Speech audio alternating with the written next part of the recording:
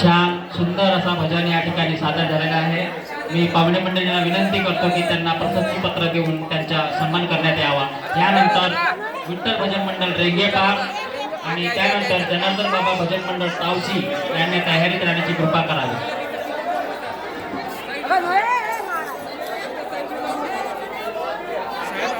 मी पाहुणे मंडळींना विनंती करतो की शारदा भजन मंडळ यांना प्रमाणपत्र देऊन त्यांचा सन्मान करण्यात यावा।